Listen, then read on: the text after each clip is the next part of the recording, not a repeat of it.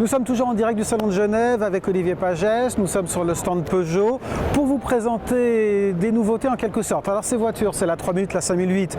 On les a déjà vues au Mondial de l'Auto, n'est-ce pas Olivier? Je rigole parce que Olivier considère qu'à partir du moment où on en a déjà parlé, il n'est pas nécessaire d'en reparler. En réalité, on a une bonne raison de reparler du 3008, on verra pourquoi après. Mais on a aussi une bonne raison de parler de ces deux voitures en commençant par la 5008 parce que les commandes vont commencer et que ça reste une voiture nouvelle de l'année 2017. Que peut-on en dire de ce 5008? Est-ce que tu peux me parler du segment de cette voiture, etc. Donc c'est un segment des SUV 7 places qui est en pleine croissance actuellement.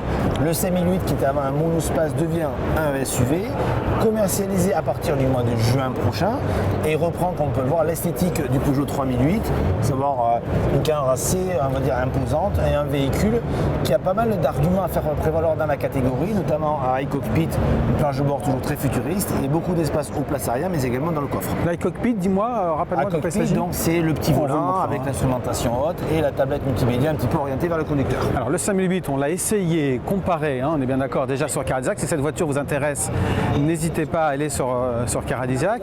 Et puis la deuxième automobile dont on va vous parler, c'est la 3008. Alors la 3008, il y a plusieurs choses à en dire. 3008 sous les feux de l'actualité puisque ça a été élu hier voiture de l'année, qui est une vraie récompense très importante pour un constructeur, puisque ça permet d'augmenter les ventes de chaque véhicule, on le sait.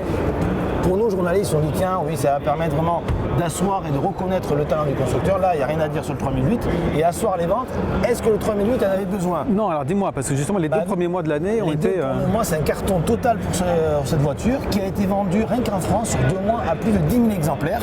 C'est vraiment énorme. C'est le meilleur lancement commercial d'une Peugeot depuis la 206. Alors ça remonte à quelques années.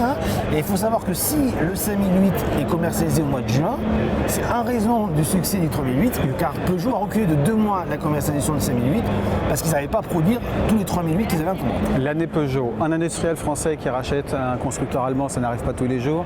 Le Car of the Year, 3008, 5008, ce ne sont pas des nouveautés à Genève, mais ce sont des nouveautés de l'année 2017.